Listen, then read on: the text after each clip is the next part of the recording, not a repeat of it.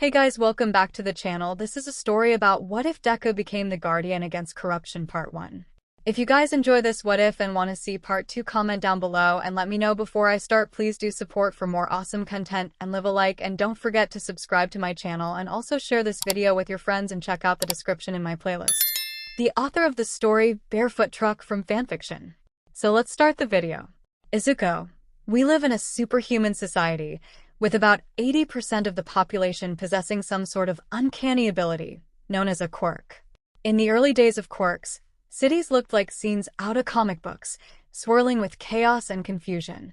Then, a new profession emerged from this maelstrom of decay, that of pro-heroes. I used to be quirkless, but then one fateful day, I received a power like no other. However, this isn't the story of how I became the world's greatest hero. Rather, it's a dark yet uplifting tale of how I made people believe in heroes again. It was another ordinary summer day in New York City. Well, about as ordinary as it could get in the Big Apple. Pro-heroes of all stripes were working hard to make sure that civilians could go about their daily business without being hurt by villains, and perhaps no heroes were working harder than those working to stop a robbery at Apple Bank, more precisely the branch on East 42nd Street in Manhattan's Murray Hill neighborhood. They'd managed to hold the villains back for now. But it was clear that the heroes were losing, and the villains made sure to rub this in their face. "Give up, heroes," said a villain who was using his quirk to shoot asphalt at the heroes and police. "Another minute or two and we're outta here." Even the heroes were acknowledging that the situation was pretty shaky. "I don't know how much longer I can hold them back," said Fumihito Matsumura, better known as Mr. Brave. "We have to try," said Kentakagi, better known as Rock Lock. "We've been hunting these guys for too long to give up now."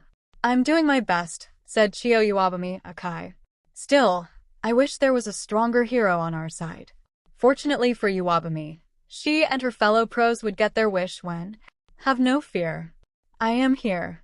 Everyone got quite the shock when the pro of all pros showed up, none other than Izuko Midoriya, better known as the symbol of peace, Deku. As was trademark for her, she'd shown up to save the day with a smile on her face, much to the villain's chagrin. "No.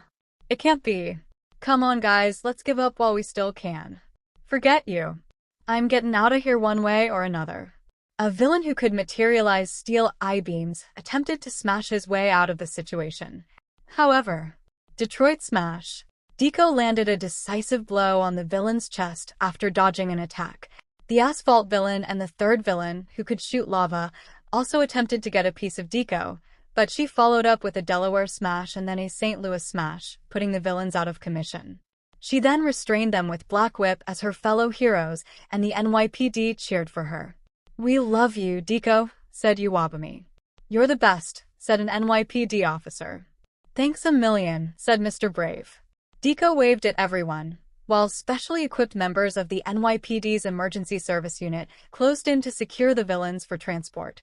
"You're all very welcome," said Deku. "It's always an honor." No sooner had Deku done her job than members of the press had swarmed her. "Deku, do you have anything to say about this?" said a reporter for ABC7 New York. "What was it like facing off against some of the most dangerous villains?" said a reporter for PEX11. "How do you keep up with this wave of crime?" said a reporter for the New York Times. Deku made a downwards pushing motion while sweating and smiling nervously. "Hey, one at a time, please. All I have to say about this is that I'm grateful that I could assist my fellow heroes and the members of the NYPD, and I'll do my best to keep making sure that all of you can walk the streets with smiles on your faces." Just like that, Deku used Black Whip to swing out of there in a manner reminiscent of Spider-Man, relieved that she'd managed to escape the media feeding frenzy. Having escaped the press, Deku went to her favorite hangout, Variety Coffee Roasters, a coffee shop in the Upper East Side. Part of a local chain of 8 coffee shops that began with a location in Williamsburg in 2008, Variety Coffee Roasters was known for its nutty, chocolatey roasts, something that greatly appealed to Deku's palate.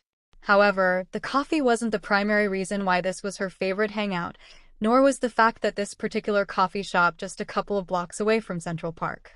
Rather, there was someone in particular she looked forward to seeing. "Good afternoon, young Midoriya." All Might. Deku ran over to Toshinori Yagi, aka All Might, the former symbol of peace and consequently the former #1 hero, and gave him a big hug, which he gladly returned. She owed a lot to this man, for not only was he the one who passed one for all down to her, but in addition to training her to handle the immense power, he was the father figure she never had in her life.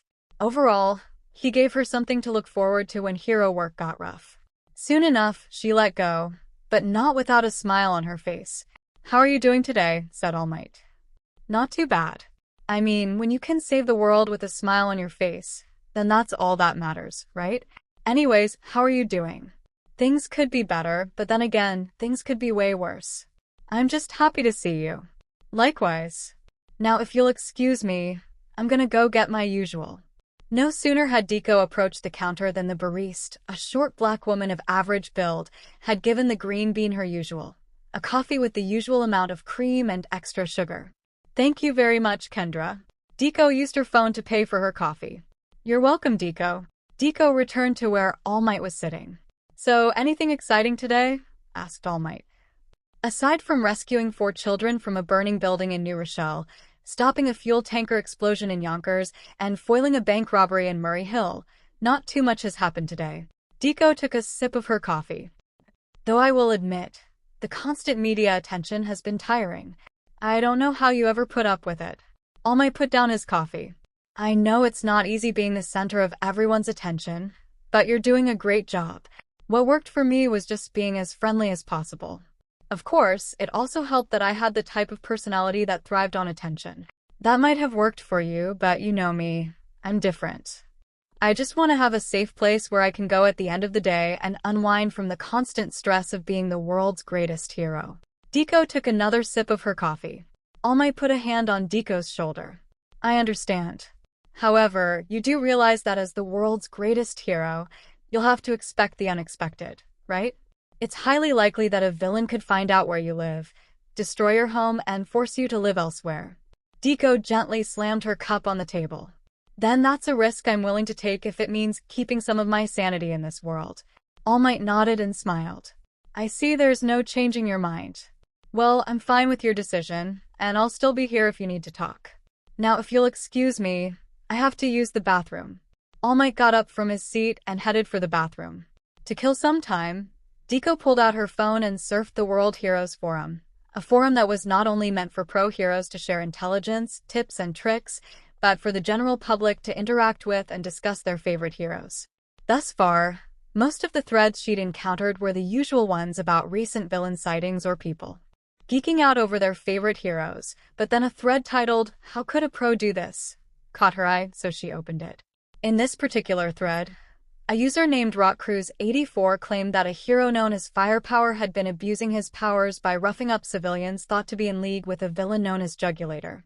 Naturally, the thread sparked a real flame war, with various people defending or criticizing Firepower.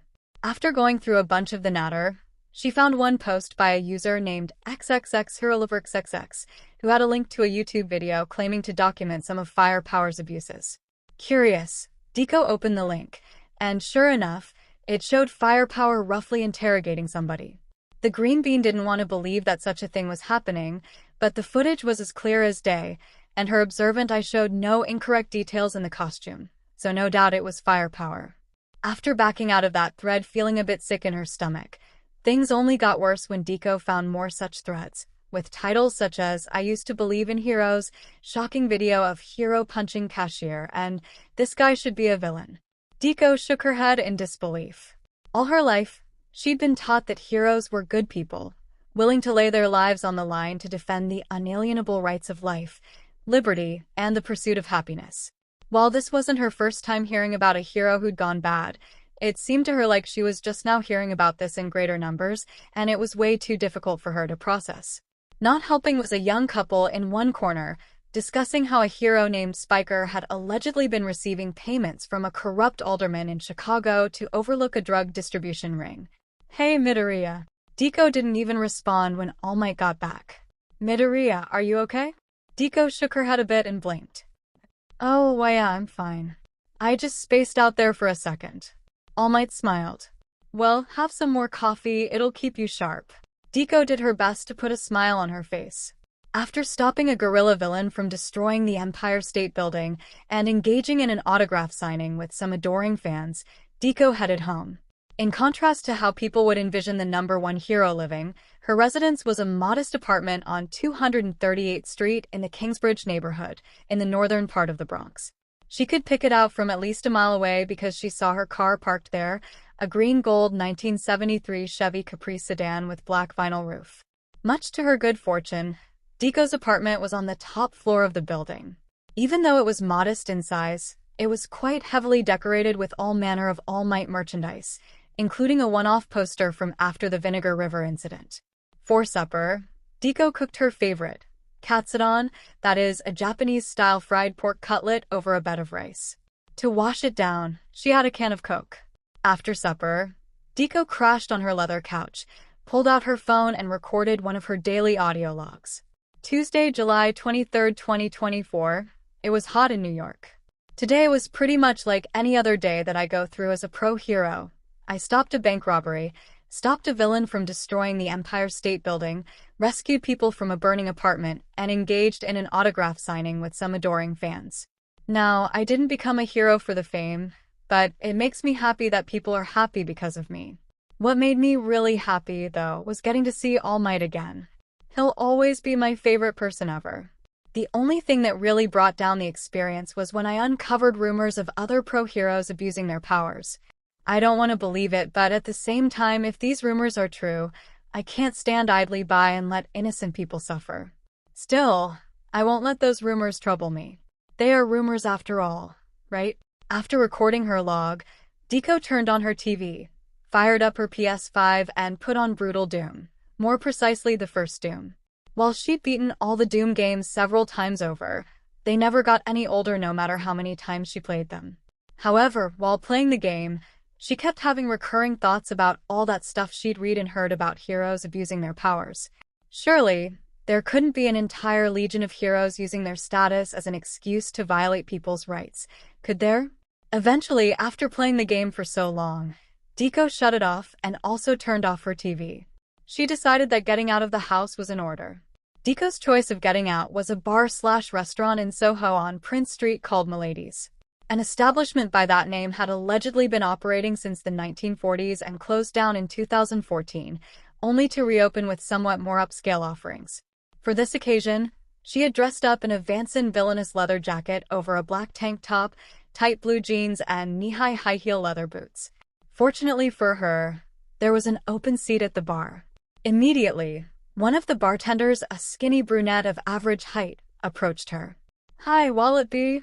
asked the bartender. "Just a Coke, please."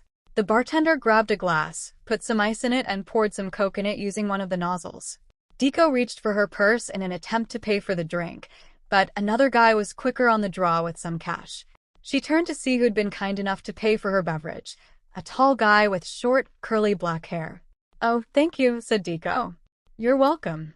𝗧𝗂 then dropped her jaw and froze when she came to the realization about who this guy was. "Hey, I know you. You're Tommy Waters, better known to the general public as Captain Famous. You look quite familiar yourself. I'm Izuko Midoriya, but the whole world knows me as 𝗧𝗂." Captain Famous smiled. "You're the symbol of peace. God, it's so nice to meet ya. I don't know what to say." 𝗧𝗂 smiled. "The pleasure is all mine." 𝗧𝗂 and Captain Famous shook hands with each other. "So, 𝗧𝗂, what brought you here tonight?" "Oh, I just needed to relax after a long day of hero work. Don't get me wrong, I love my job, but the constant media attention and never-ending stream of incidents gets tiring, if you understand." "Oh, I understand. Hell, the media wants a piece of me on a regular basis." Captain Famous took a sip of his beer. 𝗧𝗂 put down her Coke. "Well, with a name like Captain Famous, I suppose it's to be expected." Captain Famous laughed. "You got me there. By the way, have I ever told you how much I admire your famous smile?" "Really? I didn't know how you do it, but seeing you out there fighting crime, saving people, and doing it all with a smile on your face, it gives me hope for the future of this world, you know?" 𝗧𝗂 smiled. "Well, I'm glad I can help uplift a fellow hero. It's not always easy to smile in the face of extreme adversity, but if I can make even just one person happy because of my actions, then I feel that I've done my job." Captain Famous nodded. "Interesting way of looking at it. Enough about me now. What made you want to become a hero?" I remember when I was a kid, I saw All Might on TV and said that I wanted to be just like him. I collected every single piece of All Might merchandise I could get my hands on, studied really hard in school, and pushed myself to my absolute limits in training exercises. I'll probably never be as good as he was, but I'm happy with what I got so far. 𝗧𝗪 put a hand on Captain Famous' shoulder. You don't have to be as good as All Might to be a great hero. As long as you have a noble spirit and are always willing to do the right thing, then you can be one of the world's greatest heroes. Captain Famous smiled. 𝗧𝗪, I may have just met ya, but I like ya. You're a really good person, you know that. 𝗧𝗪 giggled. I try to be. 𝗧𝗪 and Captain Famous sat there, looking deeply into each other's eyes. Even if 𝗧𝗪 had just met the guy, she already felt quite the connection with him. While dating wasn't a huge priority for her as a hero, she felt as though she had enough in common with Captain Famous that there just might be something between the two. After a couple more drinks, 𝗧𝗪 and Captain Famous exited the bar together. Hey, 𝗧𝗪, mind walking back to my place with me? 𝗧𝗪 raised an eyebrow. Are you sure about that? Relax. All we're doing is walk in there. You don't have to come inside with me. 𝗂𝐭𝐲. 𝗧𝗪 and Captain Famous took a walk down Prince Street. As they walked into the poorly lit street, 𝗧𝗪's instincts were telling her that something was off and that this was a very bad idea.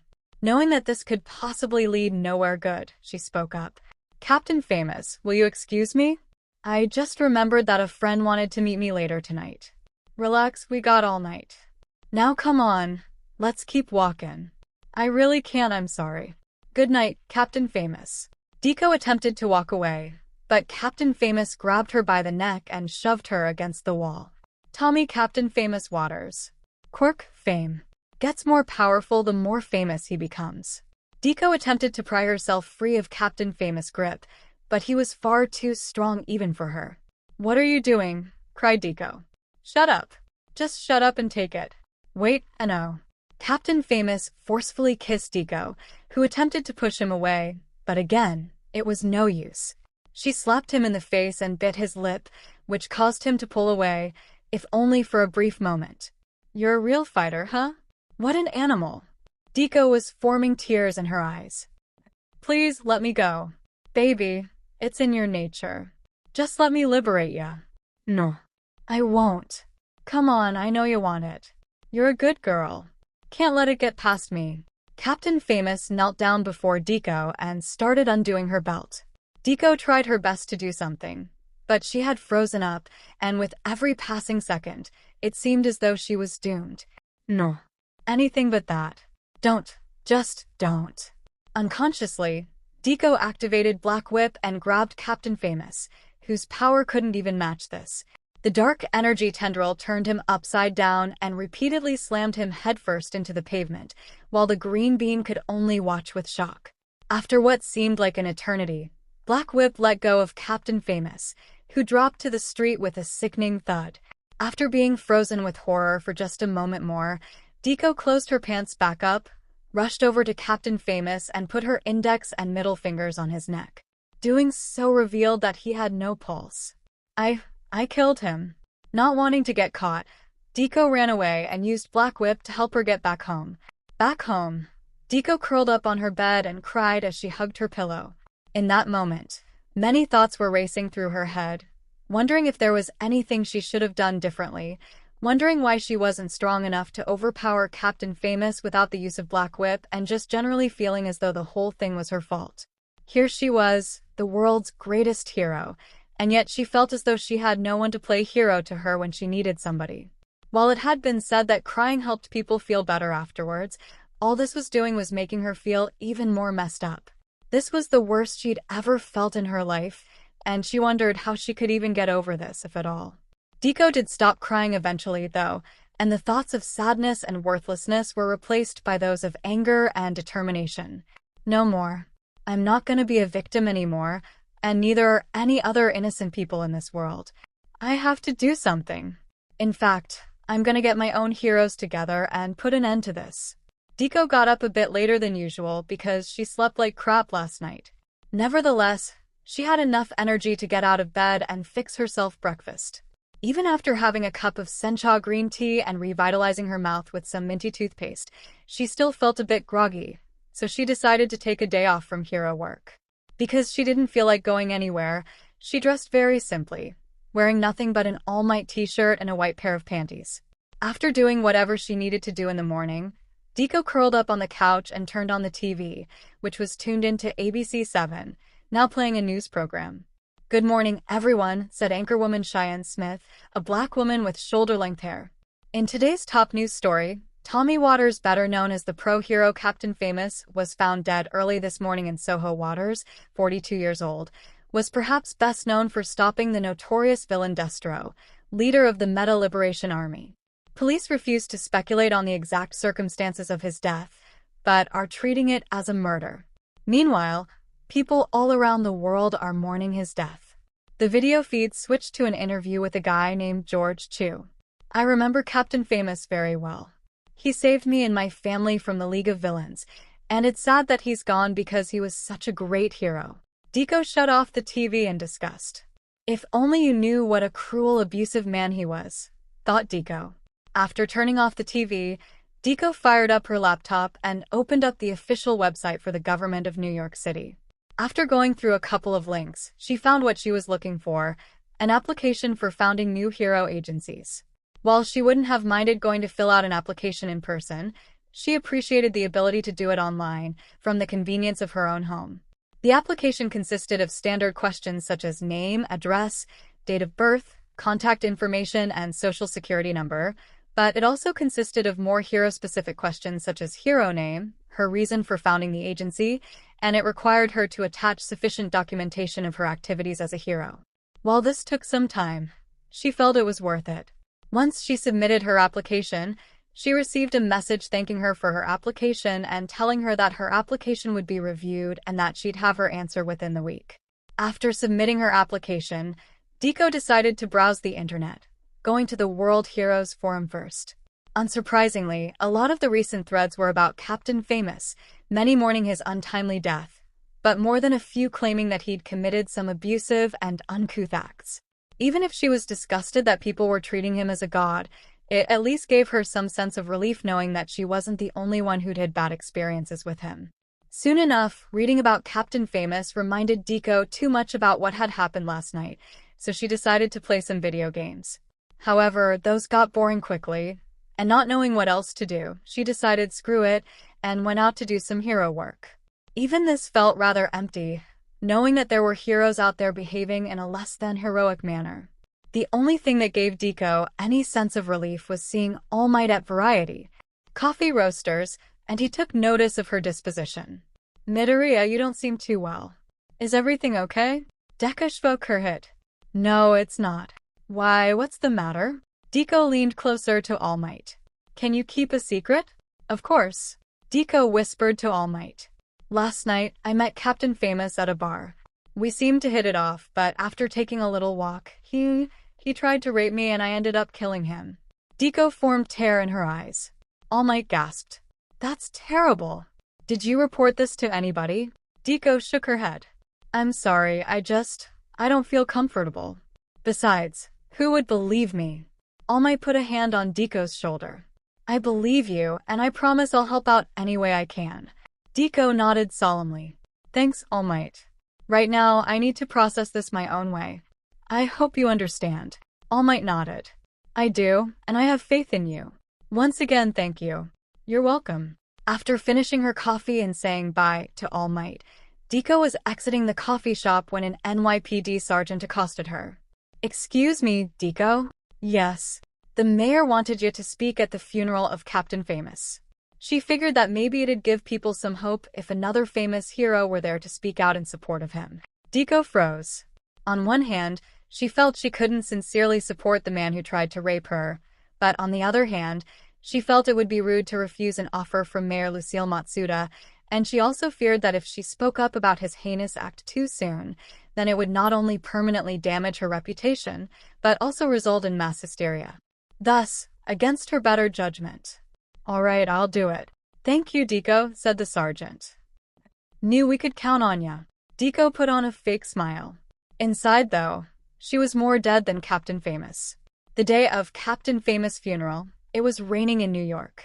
Millions of people, not just from the Big Apple, but around the world, had shown up to pay their respects. Pro-heroes, police officers, firefighters, active duty military personnel, military veterans, even ordinary civilians. A bagpipe band was playing tunes such as The Minstrel Boy. At the Holy Trinity Lutheran Church, Mayor Lucille Matsuda, a middle-aged woman with mid-length, graying feathered hair, stepped up to the podium to give a eulogy for Captain Famous. I may not have been close friends with Captain Famous, but I knew him nevertheless, and based on what I knew about him, he was one of the kindest, most selfless heroes who never let fame go to his head.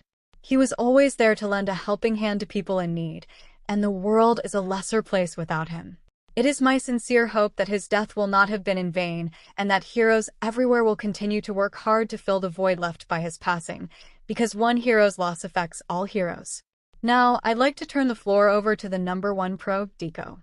With great reluctance, Deku stepped up to the podium and gave a brief eulogy. I didn't really know Captain Famous, but I knew of him, and well, his death is a tragedy, and I hope no other heroes suffer the way he suffered. Deku quickly fled from the podium to let the next person step up, much to people's confusion and consternation. After the funeral, Deku headed straight home and concluded her hero work for the day. All she really did for the rest of the night was play video games. Going to sleep was an ordeal for her because she had a nightmare about what Captain Famous did to her and she woke up crying. All she could really hope for was that her application would be accepted sooner rather than later. Fortunately for Deku, her application was indeed accepted sooner rather than later, so she set up the agency's headquarters in an apartment on East 139th Street in the South Bronx. It wasn't the most ideal location for a hero office, but given the nature of the Deku agency, she needed to keep the operations as covert as possible. The only things that distinguished this apartment as a hero agency were the mahogany office desk and leather swivel chair that Deku put in the bedroom, now her office, plus the swivel chairs set up around the dining room table, the hologram projector set up on said table, and the computer server in one corner. Then, she put out advertisements for her agency, after which she waited and waited and waited. Finally, after waiting for so long, she got an application, and it was from a most unlikely person, Katsuki Bakugo. The world knew him as the explosive murder hero Ground Zero, but she personally knew him as Kaken. While reluctant to take him in because she knew that he'd been kicked out of multiple agencies for his anger issues, she knew that deep down inside, he was a good hero who would never betray anyone. Plus, he was a good friend, so she called him up, only to get his machine. "Hi, this is Ground Zero. Leave me a message and get the hell out of here." Then a female voice said, "At the tone, please record your message. When you have finished recording, you may hang up or press 1 for more options." A beep sounded, and Deku left her message. "Hey Kaken, it's Deku. Listen, I got your application, and I'm happy to say that I've accepted it. Please call me back to set up an interview, okay?" Deku hung up and kicked back at her desk. Some minutes later, she heard John Williams' Superman theme, which was her ringtone, so she picked up the phone. "Hello. DKO. Hello there, Kaken. What the crap? You actually founded your own hero agency?"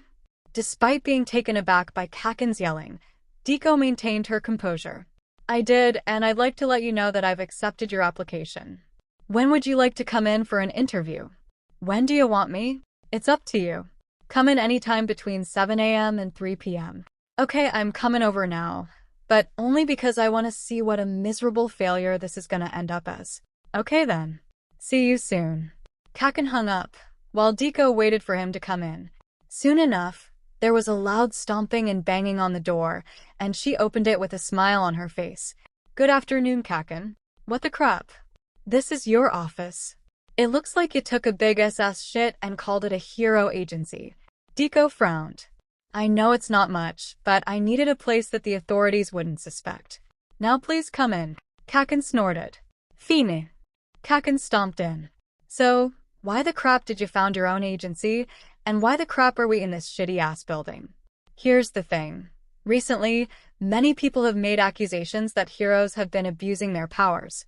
The objective of my agency is not only to fight villains, but also to stop heroes who are using their powers for their own selfish ends." Kaken gave Deku an incredulous stare. Then, he covered his mouth as he attempted to suppress laughter. "Oh god, that sounds so freaking stupid. I knew that you were gonna have some loser-ass idea, but that's the biggest flight of fancy you've ever come up with. I'm outta here. Kaken turned around and attempted to leave, but Deku put a hand on his shoulder. Fine. If you want to reject my offer, then leave. Just know this. I know you've been kicked out of multiple agencies for your anger problems, and I'm giving you a second chance not just because you're a great hero, but because you're my friend. If you still want to turn me down, then go ahead, but don't come crying to me if no one else will take you. Kaken stared at Deku. He still hated the green bean's guts, but deep down inside, he was a hero, and he had indeed been kicked out of multiple agencies, so the answer was obvious. Alright, you got me. I'll join. Deku smiled. I knew you'd see things my way. Just know this. What? If we get arrested, I'm kicking your ass. Deku chuckled. Don't worry, Kaken. If we do this right, we won't. Humph. Kaken turned around to leave. I'll call you when your first day is supposed to begin, said Deku. Kaken said nothing else as he walked out the door. Meanwhile, Deku checked for any other applications and found one from someone named Shoto Todoroki. While she didn't recognize the first name, she knew that a hero named Enji Todoroki, better known as Endeavor, had taken over the mantle of #1 hero from All Might before dying under mysterious circumstances a few years ago, at which point she'd become the #1 hero. Fairly certain that this Shoto Todoroki was related to Endeavor, she decided that it would be an honor to have him working for her, so she called him up. Hello. Hi, is this Shoto Todoroki? Yes. Who am I speaking to? My name is Izuko Midoriya. I received your application, and I am hereby offering you an interview for my agency. When can you come in? Is it all right if I come in right now? Oh, of course. Just give me a little time to prepare, okay? I will. See you soon, Midoriya. Todoroki hung up, while Deku awaited him. Soon enough, she heard knocking on the apartment door, so she opened it and got a real eyeful. Standing before her was a muscular, clean-shaven man a few inches taller than her, with white and red hair, white on the right, red on the left, and heterochromic eyes, red on the right, gray on the left. One of his most distinctive features, however, was a red blotch-shaped scar over his left eye. Upon seeing him, Deku thought he looked very sparkly, and her camera lens seemed to get smeared with Vaseline as she blushed, not really noticing that he too was blushing. Hi, said Deku. Hi, said the other guy. I'm Shoto Todoroki. Am I in the right place? Oh, why yes. I'm Izuko Midoriya. Come on in. Deku led Todoroki into the agency's HQ. He looked around at it, finding it unusual that someone would set up shop in a dingy apartment in the South Bronx, but nevertheless honored to be working for such an attractive woman. So, why did you found this agency? Asked Todoroki. Well, as the #1 hero, I not only wanted to continue helping others, but the main objective of this agency is to combat heroes who are abusing their powers. Todoroki stroked his chin. That sounds like something I'd be very interested in. Good. I looked over your application, and I noticed you haven't been working for any hero agency in at least a couple of years. I won't ask you to explain the gaps in your employment history, but I'll gladly accept you as a member of my agency if you're willing to uphold our ideals. Owing to what happened to my father, I'll do anything for you. Deku smiled. Then it's settled. Welcome to the Deku agency, Todoroki. Todoroki scratched his head. That's it. Of course. I'll call you back when everything's ready, okay? Very well. Have a nice day, Midoriya. You too. He's so hot. I wasn't prepared for it. After talking with Todoroki, Deku returned to her desk and checked to see if she'd gotten any more applications. She hadn't, and owing to the fact that it was almost lunchtime, she decided to call a local Chinese restaurant for takeout. As soon as she picked up her phone, it rang again, so she answered it. Hello. Hey, my friend Bakugo told me about this new hero agency in town, and I'd like to join. Okay. I'm on lunch break right now, but you can send in an application online, in person, or through the mail. Okay, sounds good. After lunch, Deku checked for any new applications and found one from a guy named Izuku Kirishima. Figuring that it was the guy who called her earlier, she called back. Hello. Hi, is this Izuku Kirishima? Yeah, that's me. I called ya, but you were on lunch, remember? Deku nodded. I remember, and I hereby accept your application. When can you come in for an interview? Well, I gotta run a couple of errands right now, but I'll be over ASAP. Sound good. Okay. See you then. See ya. Kirishima hung up. Deku tended to her business when she again heard knocking, so she answered the door. Standing there was a muscular man with spiky red hair, matching red eyes and a fanged grin. No doubt Kirishima. Hey, is this the agency I called earlier? Deku smiled. This is the Deku agency. My name is Izuko Midoriya, and you must be Ijiro Kirishima. That I am. Nice to meet ya. Kirishima gave Deku a nice firm handshake, which she gladly returned. Whoa, for a woman, you got a nice handshake. Deku smiled. Thank you. Come on in. Deku led Kirishima into the HQ, which he looked at curiously. Pretty unusual digs, said Kirishima. What's this agency all about? So basically, not only will you be fighting crime like other hero agencies, but we have a more important mission: to find heroes who are abusing their powers and put a stop to them. Kirishima clenched his fists and gritted his teeth. That sounds like the exact kind of thing I want to do. Because my last boss wanted me to kill innocent people, and I wasn't gonna take it, so I left, and now I want to kick his ass. Deku smiled. Then you're the exact kind of person I want to have working for me. Welcome to the Deku agency. Kirishima dropped his jaw. Wait, that's it? I'm hired like that? Of course. Kirishima gave a thumbs up. Hell yeah. When do I begin? I haven't set an exact date yet, and I'm looking for another candidate or two, but I promise I'll call you when everything's ready. Awesome. See ya then. Kirishima gave Deku some dap before leaving. Deku then checked for more applications and found another one, from a guy named Denki Kaminari. Once again, his application checked out, so she called him. Hello. Hi, is this Denki Kaminari? This is. Who am I speaking to? My name is Izuko Midoriya, and I'm the leader of the Deku agency. I received your application and would like to have you in for an interview. Cool. What time? That depends. What time do you want to come in? Can I come in right now? You can, but I'm closing soon. Alright, I'll be right over.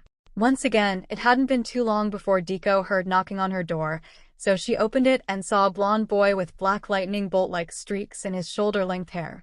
Hey, you must be Midoriya. And you must be Kaminari. Come on in. Deku led Kaminari in, but he had his scruples about the HQ's location. Why is the agency located here? This looks more like a crack house than a hero agency. I realize it's not the most ideal location for a hero agency, but considering our primary mission, I had to find somewhere that wasn't as noticeable. Kaminari put his index finger up to his chin. And what is our primary mission? Aside from fighting crime like normal hero agencies, our primary mission is to go up against heroes who abuse their powers. Kaminari clenched his fists. Then I want to join this agency really bad, because my girlfriend was raped by a pro hero and I'm not about to let that happen again. Deku froze when Kaminari mentioned the R word, memories of what happened between her and Captain Famous coming back in droves. Nevertheless, she took a deep breath and tried to compose herself as well as she could. Hey, everything okay, Midoriya? Deku nodded. Fine. I'm sorry about what happened to your girlfriend. Anyways, your application checked out, so I hereby accept you into the Deku agency. Kaminari pumped his fist. Alright. When do we get started? I'll call you when everything's set up. In the meantime, have a nice day, Kaminari. Kaminari waved at Deku. You too. With that, Deku smiled, knowing that she'd found a capable team of heroes and was that much closer to getting people to believe in heroes again. Once again, Deku had a nightmare about what happened between her and Captain Famous, but this time, she was better able to cope with it because she was looking forward to the first day with her new hero agency. Naturally, she was the first one at the agency's HQ, but the first of her heroes to show up was someone she hadn't expected. Kakin, you're early. Yeah, well, it wasn't like I had anything better to do. Deku smiled. Still, I'm glad you chose to show up. Kakin crossed his arms. I'd be glad too if it wasn't for the fact that I have to work for you. Deku frowned. I know you and I have had our differences over the years, but I have no hard feelings towards you anymore, and I offered you this second chance because you're my friend and I care about you. Whatever. Excuse me, but am I late? Todoroki had shown up. No, you're still early, Todoroki. 𝗧𝗪𝗏 smiled. Wait, who the crap are you? Said Kaken. Pardon me, but I don't believe we've met. My name is Shoto Todoroki, also known as just Shoto. Not that it matters, but I'm Katsuki Bakugo, aka Ground Zero. Nice to meet you, Bakugo. Todoroki attempted to shake hands with Kaken, but the latter left him hanging, much to his confusion. Why are you not shaking hands with me? Because I don't like you, that's why. And why are you yelling at me? I haven't done anything wrong to you. Because everyone sucks. 𝗧𝗪𝗏 put her fists on her hips and frowned. Kaken, I understand if you don't like people, but Todoroki's trying to be friendly. Please shake hands with him. And if I don't? Kaken grumbled. Fine. Reluctantly, Kaken shook hands with Todoroki, giving him a death grip in the process. Hey Bakugo, glad you made it, said Kirishima. Kaken nodded. So, you actually decided to show up. Hell yeah, brother. I wouldn't miss this for the world. You know Bakugo? Said Todoroki. Of course. Him and I have been best buds since middle school. Interesting. Allow me to introduce myself. I am Shoto Todoroki, also known as Shoto. Nice to meet ya. Eijiro Kirishima, aka Red Riot. Todoroki and Kirishima shook hands with each other. So Todoroki, what made you want to become a hero? Asked Kirishima. My father was a top hero himself. When I was a boy, he subjected me to a brutal training regimen, trying to turn me into a weapon to surpass the legendary All Might. I always hated him for what he did to me, but at the same time, I could see that there was some semblance of good within him, and it was this that made me want to be different from him, not to be the hero that he wanted me to be, but the hero that I wanted to be. Kirishima, who had been listening intently, had a serious look on his face. Whoa, that sounds heavy. Weight has nothing to do with it. Hey, am I late to the party? Asked Kaminari. 𝗧𝗪𝗏 smiled. No, you're still a bit early. Hey Kaminari, glad to see you're here too, said Kirishima. I didn't know you were here too, Kirishima. Todoroki pointed at Kaminari and Kirishima. Wait, you two know each other? Of course, said Kirishima. Kaminari and I met at about the same time that I met Bakugo. Fascinating. Todoroki turned to Kaminari. Allow me to introduce myself. I am Shoto Todoroki, also known as Shoto. Denki Kaminari, aka Charge Bolt. Nice to meet you. Todoroki and Kaminari shook hands. Well, now that everybody's here, why don't we begin, said 𝗧𝗪𝗏. I'm sure we know each other's names, but let's talk about our quirks. Me, I'm the 9th holder of One for All, a quirk passed down through generations with immense power. Kaken stepped forward. My quirk is Explosion, which allows me to secrete explosive sweat and use it as a weapon. Todoroki stepped forward next. My quirk is Half Cold/Half Hot, which allows me to shoot ice from the right half of my body and fire from my left half. It was Kirishima's turn next. My quirk is Hardening, which allows me to harden my entire body. Finally, Kaminari stepped up. My quirk is Electrification, which allows me to shoot electricity from my body. Now then, said 𝗧𝗪𝗏, before we go out for our first mission, I want everybody to raise your right hands. Everyone did so. Now repeat after me. As a member of the 𝐒𝐻𝐽 Agency. As a member of the 𝗔𝐻𝐽 Agency. I solemnly swear or affirm. I solemnly swear or affirm. To defend the city of New York and its inhabitants. To defend the city of New York and its inhabitants. To bring justice to heroes who abuse their powers. To bring justice to heroes who abuse their powers. To uphold the Constitution of the United States of America.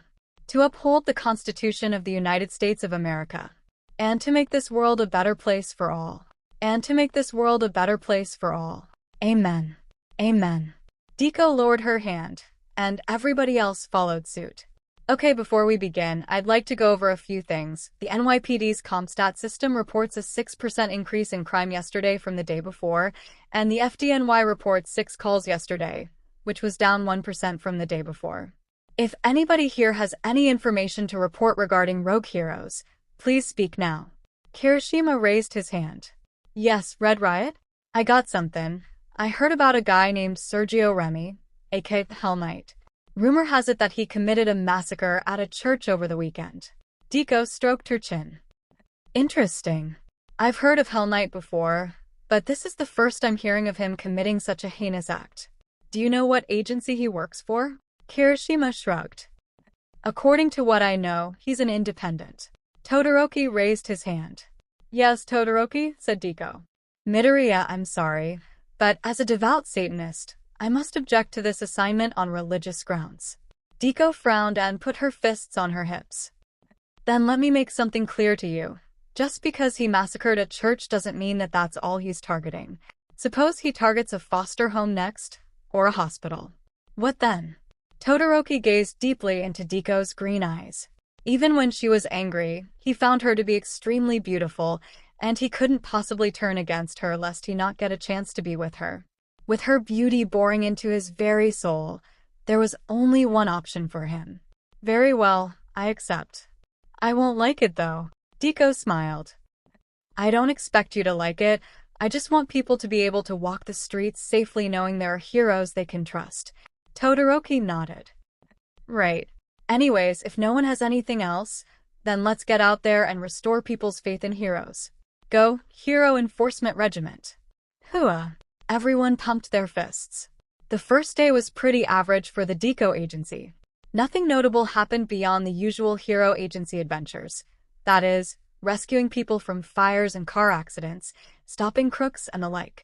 When they reconvened for lunch, however, Todoroki had something interesting to say. Midoriya, I overheard something about Hell Knight. Well, what is it? According to what I heard, his daughter is a fan of pop star 𝗧𝗪𝗏. Do we know if she's having any concerts around here? Let me see. 𝗧𝗪𝗏 pulled out her phone and looked up 𝗧𝗪𝗏 concerts. Ah, good analysis, Todoroki. According to my information, she is having a concert at Madison Square Garden tonight at 7 o'clock. 𝗧𝗪𝗏, are we gonna have to listen to her music? Said 𝗂𝐽. Don't worry, 𝗂𝐽, we won't be there to attend her concert. We're there to stop Hell Knight. Oh good. Kaminari smiled. I didn't know, I'm usually into rock, but I kinda like her music, plus she's pretty hot. Kirishima frowned. Wait, I thought you already had a girlfriend? What? Can't a guy think pop stars are hot? 𝗂𝐽 glared at Kaminari. Later on, at Madison Square Garden, people from all around were packing in like sardines to see the latest concert from 𝗧𝗪𝗏. This particular Madison Square Garden was the fourth such arena in New York City to bear that name, and it had played host to its fair share of concerts over the years, including several by Billy Joel. Many of the people attending this concert were diehard Swifties, as her fans were known, and the collective energy they felt from getting to see their favorite pop star live was such that it could power the whole United States for at least a decade. The roar of the crowd got louder and louder as more and more seats played host to sitting fans, hotly anticipating the start of the show. Finally, a voice came on to introduce the show. Ladies, gentlemen, and folks outside the gender binary, welcome to Madison Square Garden. Now for the moment you've all been waiting for, it's none other than 𝗧𝗪𝗏. The crowd broke out into thunderous applause as 𝗧𝗏, a thin, tallish brunette with wavy hair and a ponytail, came out on stage accompanied by backup dancers and singers. She was dressed in a sequined bodysuit with black high-heel leather boots. For her first selection, she performed You Need to Calm Down, and even though her loyal fans weren't the subject of the song, they were anything but calm as they danced to the music like Sly and the Family Stone. By the time the song was over, people were cheering left and right, and 𝗧𝗏 urged the crowd on. Hey, New York. Y'all ready to get messed up and make bitchin' bad choices? The crowd cheered wildly. Yeah, that's what I like to hear. Don't let anybody else tell you no, because it's gonna be alright, and this next song is living proof of that. Next, 𝗧𝗏 performed Shake It Off, another guaranteed crowd pleaser, and naturally, the crowd was more pleased than Punch. Hell, they were even more pleased than Judy. Glad to see y'all are having fun out here tonight.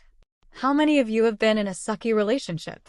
Judging by the thunder of the crowd, more than a few people had been through what Lady Gaga would call bad romance. Och, this one's not only about one of the guys I went out with, but... Hello, 𝗧𝗪𝗏. How are you tonight? 𝗧𝗏 turned to see who'd addressed her. Sergio Remy, Hell Knight, a tall man with a deep tan and short, curly black hair. His hero costume was a black suit of knight's armor with silver accents. Also accompanying him were a group of demons, much to the audience's shock. Sergio el Knight Remy. Quirk, Hellspawn. can summon demons from hell to do his bidding. Naturally, 𝗲𝗏 would have none of this. Who are you? Get off the stage. Hell Knight smirked. I'm afraid I can't do that, Miss 𝗲𝗏. You see, my daughter has been wanting to see you live for a while, but tickets to your shows always sell out like that. He snapped his fingers. So, I've taken it upon myself to remedy that. Okay, get off the stage right now or I'll call security. You don't scare me. Security. A bunch of security personnel got up on stage and attempted to apprehend Hell Knight, but his army of demons beat them up, much to 𝗲𝗏's and the audience's shock. Now then, Hell Knight took a few steps towards 𝗲𝗏. Where were we? 𝗲𝗏 dropped her microphone and pointed her palms at Hell Knight as she slowly backed away. Please don't do this. I'll do what you want. Just don't kill me. You'll do what I want? Oh, how splendid. Don't worry, Miss 𝗲𝗏. Everything will be all right, because we are here. 𝗲𝗏, Hell Knight. The demons and everybody else turned to see Deku and the rest of the hero enforcement regiment standing in the nosebleed section, ready for action. Who the hell are you? Said Hell Knight. Hell Knight, I am Deku, the #1 pro hero, and we're here to put a stop to your cruel abuse of power. The audience cheered on Deku and her fellow heroes, as did 𝗲𝗏 and her crew. Hell Knight, however, would have none of this. You dare interfere with my plans? Then you will die. Attack them, my loyal Hellspawn. Hell Knight's demons charged at Deku and the rest of the her, and Madison Square Garden became a scene of absolute bedlam as people scrambled to evacuate the scene, some even pushing and trampling over others in their mad dash to not fall victim to the demon hordes. Todoroki and Kirishima concentrated on trying to hold back the demons, Todoroki with ice walls, Kirishima with his hardening quirk. Kaken and Kaminari, meanwhile, focused on trying to kill, or at least banish, the demons. As for Deku, she went straight for 𝗲𝗏 herself, using Black Whip to swing over to her and snatch her just as Hell Knight was about to. Hey, get back here. Hell Knight shook his fist at Deku. Hellspawn, go after her. Suddenly, all the demons went after Deku and 𝗲𝗏. Seeing this opportunity, Todoroki attempted to shoot them in the back with his Smith & Wesson Model 29 and got a few. He also attempted to freeze some with ice blasts, and Kaken and Kaminari kept up their efforts, turning the garden into a veritable war zone. As for Deku, she used her speed to her advantage, taking as many twists and turns as possible in an attempt to lose the demons until she could get 𝗲𝗏 outside. Fortunately, both women made it out without a scratch, and Deku brought 𝗲𝗏 over to the nearest NYPD officer. Stay here. Deku smiled. You'll be safe out here. Right. Thank you. You're welcome. Deku ran towards the garden as fast as she could, taking out any demons that got in her way. By the time she got back inside, Hell Knight was still spawning demons in an attempt to defeat the heroes. Kirishima was still holding up, but barely. These guys won't break me. Kaken, meanwhile, had his own idea about taking down the demons. How about this? Kaken pulled the pin on one of his grenade gauntlets and unleashed a powerful explosive blast that took out a bunch of demons. Seeing an open path, Kaminari headed over to Hell Knight. I'll put a shock to your system. 1,000,000 volts. Kaminari unleashed his most powerful electric shock at Hell Knight. Unfortunately for him. Foolish imbecile. Did you not know that my costume is insulated against electricity? Dahaha, was Kaminari's only response, his brain having been fried more than the combined forces of KFC, churches, and Popeyes. Meanwhile, Todoroki, feeling the cold from repeated use of his ice, attempted to use fire against the demons, to no effect. Damn. I forgot my fire has no effect on these beings. It wasn't a total loss, however. Todoroki's attacks were distracting the demons long enough for Deku to close in. One for all, foe 100%. Manchester Smash. Hell Knight took notice of Deku, but a little too late. She slammed into him with 18-wheeler force and sent him hurtling through the air until he collided headfirst with one of the walls surrounding the arena, putting him out of action. The rest of the gang mopped up the rest of the demons, while Deku apprehended Hell Knight. Hell Knight, you're under arrest for mass murder and attempted kidnapping. You have the right to remain silent. If you give up the right to remain silent, anything you say can and will be used against you in a court of law. You have the right to an attorney and to have an attorney present during questioning. If you cannot afford one, one will be appointed to you at no charge. Do you understand each of these rights as I have read to you? Yeah. Just arrest me. After Hell Knight was hauled away, most of the her went to attend to various concert-goers, while 𝗧𝗂 herself attended to 𝗧𝗵𝗃. Miss 𝗧𝗵𝗃, how are you feeling? Better now, 𝗧𝗂. Today, though, was the most frightening thing I'd ever been through in my life. I still can't believe anyone would want to kidnap me. I'd always thought heroes were good, but this guy seemed more like a villain if you ask me. 𝗧𝗂 put a hand on 𝗧𝗵𝗃's shoulder. It's okay to feel scared. That's part of being human. I promise you, if you ever experience any nightmares or such relating to this incident, I'll find a therapist or something for you. 𝗧𝗵𝗃 smiled. I'm already seeing a therapist, but thanks.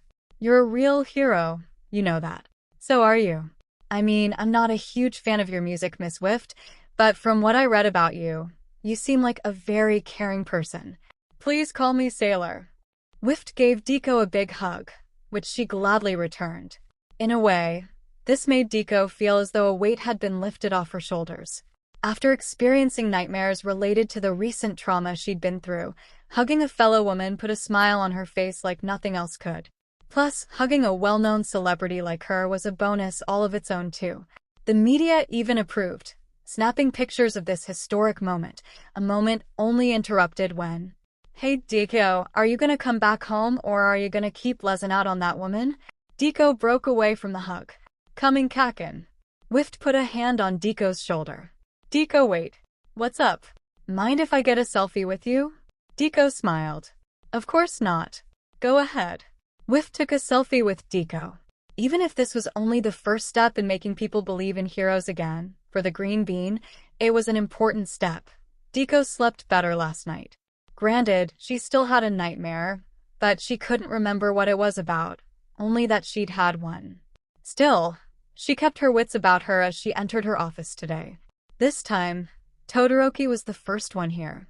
"Good morning, Todoroki. Why is he so hot?" "Oh, good morning, Midoriya. So, how are you today?" "Other than the fact that I was a letdown to Mistress Lucifer, I'm doing all right." Deku frowned. "Todoroki, we went over this already.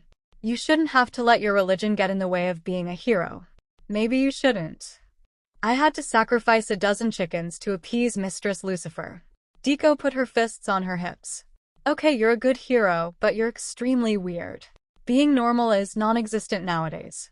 You of all people should know this by now. Hey guys, you gotta check this out." Kirishima came in waving a copy of the New York Times. "What's up, Kirishima?" asked 𝗧𝗂. "Look."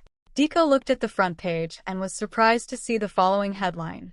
𝗧𝗂 foils attack on mega pop concert. #1 pro hero stops corrupt hero from kidnapping #1 pop star.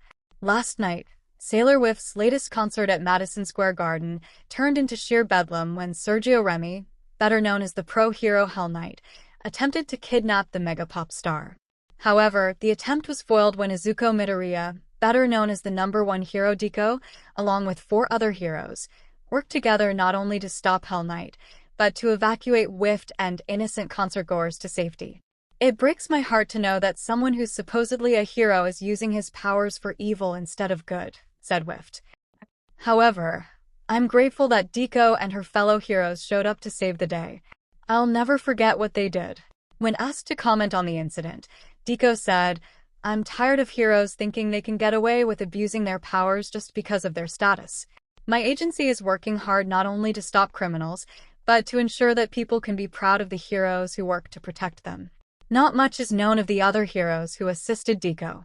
Multiple witnesses confirmed that one of her fellow heroes was one Shoto Todoroki, son of the late Enji Todoroki, better known to the public as Endeavor, the former #1 pro hero. Also accompanying the story was a picture of 𝗧𝗂 and 𝗧𝗵𝗃 hugging. "What do you think?" said Kirishima. 𝗧𝗂 lowered the paper. "You know what I think. I'm glad this story made front-page news, because it means that heroes can't get away with abusing their powers any longer." Todoroki nodded. "I'm glad too. All right, what the crap is all this about?" 𝗂𝐿 had just made his entrance. "𝗂𝐿, look." 𝗧𝗂 handed 𝗂𝐿 the newspaper, and he wasted no time in reading the front-page story. "What the crap? They didn't even mention my name. Kirishima put a hand on Kaken's shoulder. Relax, 𝗵𝗃𝗀𝗏. I'm sure you'll get your moment in the limelight. Hey, what's all the hubbub about? Said Kaminari. Here. Kaken handed Kaminari the paper, and he too eagerly read the front page story. Hey Midoriya, that's awesome. I mean, even if they didn't mention my name, it's nice that our work's being recognized. I know, right? Said Kirishima. Anyways, now that we've gotten that out of the way, let's get down to business, said Deku. The NYPD's CompStat system reports a 2% decrease in crime yesterday from the day before, and the FDNY reports 5 calls yesterday, which was down 16% from the day before. Our special assignment for today is this. Deku activated the hologram projector, which showed a hero wearing a silver bodysuit with matching boots and gloves. This is Craig Dodgson, hero name Compact Disc. His quirk allows him to shoot CDs at people. He is currently employed with the Nightshade Agency. Recently, he was accused of accepting payments from Grove Pharmaceuticals to silence people who had been investigating the drug 𝗵𝗃𝗧𝗏, a new antidepressant known to have a host of side effects, including paralysis. Here's the plan. I'll enter Grove Pharma's headquarters disguised as a new member of the management staff and collect as much data as I can on 𝗵𝗃𝗧𝗏, and you four will work on taking down Compact Disc. Any questions? Kaken raised his hand. Yes, Kaken. And what the crap will we do if you get caught? I'll have a small transponder on me, plus one of these communicators. Deku showed off a communicator that resembled a wristwatch. I should be able to fight my way out, but if I'm overwhelmed, I'll press the red button and send out the signal. Any other questions? Todoroki raised his hand next. Yes, Todoroki? Shouldn't one of us come along to back you up? Deku smiled. Relax, Todoroki. Like I said, I should be capable enough on my own. But if you see the signal coming from my transponder, then you can help me out, okay? Todoroki nodded. Okoa. Now, are there any other questions? No one else had any other questions. Good. Go, Hero Enforcement Regiment. Hua. For this assignment, Deku shed her hero costume and put on business wear, namely a white blouse, dark blue suit jacket with matching pencil skirt and black high heel shoes. She had also tied up her dark green hair into a long ponytail. Prior to the mission, she also had All Might assist her in procuring a fake ID. As she pulled up to Grove Pharma's HQ in Queens, she came to a security gate, whereupon she used her ID to buzz in. After parking her Caprice, she headed on into the building, which was a typical office building that hardly stood out in New York City. Can I help you? Asked the security guard at the front desk, a brown-haired man of average build. Izuko Matsushita, regional manager for the Mid-Atlantic. The guard nodded. Head on up. Deku headed to the elevator. She knew that management's offices would be on the top floor, so she headed there and looked for the regional manager's office. It wasn't too hard to find, although the nameplate next to the door said, Joseph Dorley. Undeterred, she used her ID to unlock the door. Hey, who are you? Deku turned to see who'd addressed her, a tall, middle-aged, balding red-haired man with a mustache and glasses. He was wearing a gray suit with a black tie, white shirt, and black leather dress shoes. She smiled and waved at him. Hi, I'm Izuko Matsushita, the new regional manager for the Mid-Atlantic. New regional manager for the Mid-Atlantic? Said the man. Funny, no one ever told me anything about your visit. Anyways, allow me to introduce myself. I'm David Lang, CEO of Grove Pharmaceuticals. Pleasure to meet you, sir. Deku shook hands with Lang. Since you're here, I have an office especially for you. Follow me. Deku followed Lang, who led her to an office marked Visiting Managers. Enjoy your stay, said Lang. If you ever need anything, you can always talk to me. Deku gave a thumbs up. Right. Lang headed back to his office, while Deku buzzed into the Visiting Manager's office. It was quite luxuriously decorated, with a few paintings, a mahogany desk with leather swivel chair, and a brown leather couch. Immediately, she sat down at the desk and fired up the Dell desktop computer there. Naturally, it required her to log in using a password, so she undid a couple of buttons near the top of her blouse and pulled out a USB cracking stick from her cleavage, which resembled an ordinary flash drive. But when she inserted it into one of the USB ports, it automatically cracked a password and let her log in. Now that she was logged in, Deku pulled something else from her cleavage, this time an ordinary flash drive. After inserting this into another USB port, she began browsing through Grove's files, in particular looking for information on 𝗵𝗃𝗄𝐻. The number of files in the system was bewildering, but she kept her cool and reminded herself that modern computers were particularly quick at searching for files. Fortunately, she found a treasure trove of files before long. Unfortunately, while finding the files was easy enough, copying them proved to be a chore because it took a while for the files to be copied from the databanks to her flash drive. To kill time, she minimized any programs that showed the files and opened up Doom. Even if vanilla Doom wasn't as fun as brutal Doom, in Deko's opinion, Doom was Doom. While she was playing 𝗵𝗄𝗏, she heard someone using their ID to buzz in, so she quickly alt-tabbed out of the game and opened up Microsoft Excel. "Everything okay in here?" said Lang. "Yeah, fine. I was just about to analyze some quarterly reports. / Carry on then." While Deko was working on copying Grove's files, Kaken, Todoroki, Kirishima, and Kaminari were in Brooklyn, parked outside of the Nightshade Agency in Todoroki's car, a Matador red 1972 Oldsmobile 98 Regency with white vinyl roof. "I see hot. How long are we gonna have to wait for this CD guy?" said Kaken. "We shouldn't have to wait too long, 𝗵𝗃𝗏. I have a feeling he'll be out soon." "Yeah, well he'd better." "Heck, I could wait all day," said Kaminari. "This is a really nice car." "Seriously, Todoroki, where did you get the money to afford this?" "My father left me with a considerable sum," replied Todoroki. "Hey, not to break up this conversation, but look." Kirishima pointed to the doors of the agency, and sure enough, Compact Disc was exiting. "Let's go." Todoroki started his Oldsmobile, and Compact Disc got into the passenger's seat of a black Cadillac Escalade, which the four heroes proceeded to follow. Meanwhile, Todoroki radioed in to Deko. "Midoriya, this is Todoroki. How's the download coming along? I should be almost finished. What's the status of Compact Disc?" He got into a black SUV. "We're following him now." "Okay, continue to follow him. I'll meet up with you as soon as I can." Deko out. Todoroki and the rest of the gang continued to follow Compact Disc. Thus far, it didn't appear as though the driver or any other occupants of the Escalade had spotted them, so they continued driving. Eventually, the Escalade stopped at a parking lot in Queens, and Todoroki drove past for a bit so as not to arouse suspicion. Once he found a suitable parking spot, he shut off his Oldsmobile's engine, and him, Kaken, Kirishima, and Kaminari got out and observed the proceedings. It appeared as though Compact Disc was meeting with a bunch of men in black suits. "Here's your next witness," said one of the men. "Make it as clean as possible." "Compact Disc nuda." "I will. Now." Todoroki then jumped out of cover with his Model 29 drawn. "Freeze." The men took notice of Todoroki and company, but rather than doing as the bicolor hero had ordered, they drew 𝗵𝗃𝗄𝐿 MP7 submachine guns and attempted to waste him. However, Todoroki was quicker on the draw, not to mention Kaken and Kaminari's quirks made short work of the rest of them. All that remained was Compact Disc, and he wasn't intent on giving up. "Halt, villains. Don't make me slice you in half." "Villains?" said Kaken. "Ah, pretty tough talk coming from a guy talking bribes.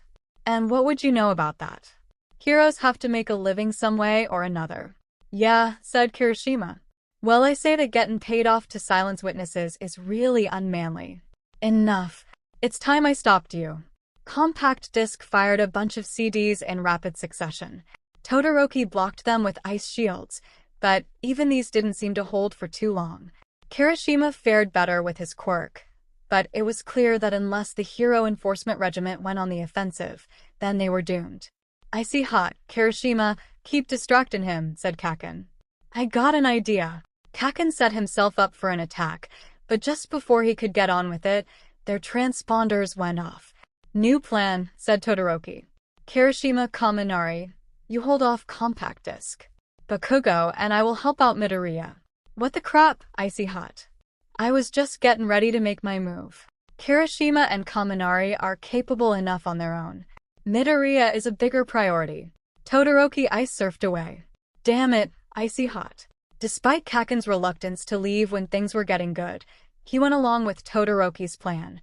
Todoroki and 𝐭𝐽𝐲 made it to 𝐒𝐻 HQ in short time, and it looked more like a war zone than a workplace as a group of pro-heroes attempted to apprehend Deku.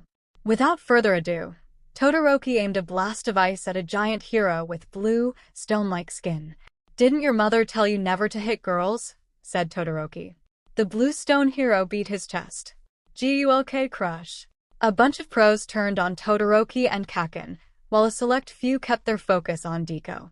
Seeing as how the pros' attention was divided, Deku looked for an opening and found one. A pro who had a quirk that could shoot sludge at people attempted to immobilize Deku, but Todoroki froze the sludge with his ice. "Let's get out of here, Bakugo." Does that mean? Yes, we can get back to kicking compact disc's ass. Alright. Meanwhile, Kirishima and Kaminari were doing their best to take down compact disc, but while Kaminari's electricity was doing a pretty good job of slowing the CD hero down, he refused to give up, and even Kirishima's hardening was starting to flake. Man, Todoroki and Bakugo better get back here soon. I don't know how much more of this I can take.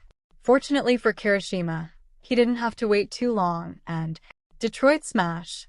While Kirishima and Kaminari were distracting compact disc, Deku aimed a powerful punch square at him, and it connected with seismic precision, sending the corrupt hero hurtling ignominiously through the air before colliding with the Escalade. Having knocked him for a loop, Deku closed in with the rest of her team and arrested him. "What are you gonna do with the evidence?" asked Todoroki. Deku clenched a fist. "I know exactly who I'm taking it to." Deku ended up taking the intel she'd received on 𝗵𝗃𝗄 to the FBI. The next day seemed to be another day at her agency, and just like yesterday, Todoroki was the first to show up. "Midoriya, may I have a word with you?" "Sure. What's on your mind, Todoroki?" "First of all, I want to tell you what an honor it is to work for your agency. This is without a doubt the best hero agency I've worked for. Second of all, Todoroki tapped his index fingers together. "I'm glad you're happy here, but you seem like you're nervous. Is everything okay?" Todoroki nodded nervously. 𝐸𝐻. The thing is, Midoriya, I think you're a very admirable, fascinating woman, and if it's all right with you, well, I'd like to take you out for coffee." Deku blushed, but nevertheless smiled. "Oh, I'd love to. In fact, I know this great little cafe in the Upper East Side." "Really? What's it called?" "It's called Variety Coffee Roasters." Todoroki stroked his chin. "I've been to one by that name in Williamsburg, but I've never been to the location you've spoken of, so I'm looking forward to it." Deku smiled. "Grand. Meet me there after work, okay?" "Okoa." "Oh, and here's my number in case anything comes up." Deku and Todoroki exchanged numbers. For today's assignment, the Hero Enforcement Regiment was taking on a hero named Jonathan O'Brien, aka Meatbag, whose quirk allowed himself to cover his entire body in meat as a sort of makeshift armor, and whose crime was kidnapping women from out of town and attempting to make them fight in his own sick, twisted battle royale. While Meatbag wasn't their toughest assignment, he still gave the her a run for their money. Nevertheless, they apprehended him and all came home alive. After their shifts had concluded, Deku and Todoroki headed for Variety Coffee Roasters. Seeing Deku, Kendra had her usual ready for her, though she couldn't help but take notice of Todoroki. "Hey Deku, who's this handsome guy?" "Kendra, this is Shoto Todoroki. He's one of my employees." "Todoroki, this is Kendra." Kendra smiled. "Nice to meet ya." Todoroki nodded. "Nice to meet you too. So what'll it be?" "I'll have a coffee black." "Anything else?" "That's it." Todoroki paid for both of their drinks. Once he got his coffee, both of them sat down. "Todoroki, you didn't have to pay for both of us." "Logically, no, but I think you're a good person, and you deserve to be treated well." Deku smiled. "Oh. Now then, tell me about yourself. What made you want to become a hero?" Deku finished taking a sip. "When I was a little girl, I saw a video of All Might saving people from a huge disaster, all with a smile on his face, and I decided that I wanted to be just like him. Unfortunately, my dreams were nearly shattered when a doctor told me I would always be quirkless. I refused to give up on my dreams, though, and one day, I tried to save 𝐭𝐽𝐲 from a villain. As if by sheer luck, All Might saw this, and he was so moved by my selflessness that he passed his quirk down to me." Fascinating story. I never would have guessed you were once quirkless, or that quirks could be passed from one person to another. Todoroki took a sip of his coffee. Well, my quirk is a special case. It's been passed down from generation to generation, getting stronger and more powerful over time. Judging by what I've seen you do, it seems like something to be feared. Enough about me, though. I'm curious about you. Why are you so into Satanism? It's not that I hate all religions. Thing is, I get enraged when people misuse religion for their own selfish ends. A best friend of mine was murdered by a member of a church for having an abortion, so I took up Satanism not because I have a genuine interest in Lucifer, but more as a way of rebelling against people who shove religion down others' throats. 𝗧𝗪 nodded. I see. Even if I don't agree with your religion, I think you have a valid reason for practicing it. Thank you for your understanding, Midoriya. I realize I can be a frightening individual at times, but I truly believe in being a hero, and in a way, you inspired me. Oh. 𝗧𝗪 lowered her cup. Even before I met you, I had heard about you, and I truly admired how you could save the world with a smile on your face. Even if I could never hope to be as good as you, your example taught me that I too can be a great hero if I try hard enough. 𝗧𝗪 smiled. Todoroki, you don't have to be number one to be a great hero. As long as you're the best hero that you can be, that's all that matters. Thank you, Midoriya. Those words mean a lot to me. And so they should. The fact that you chose to sign up with my agency means a lot to me, too. 𝗧𝗪 took another sip. After finishing their drinks, 𝗧𝗪 and Todoroki headed on out. Todoroki, thanks for inviting me out. I had a good time with you. As did I. Shall we go to dinner next? Of course. I know a Wendy's near my apartment. Let me text you the address.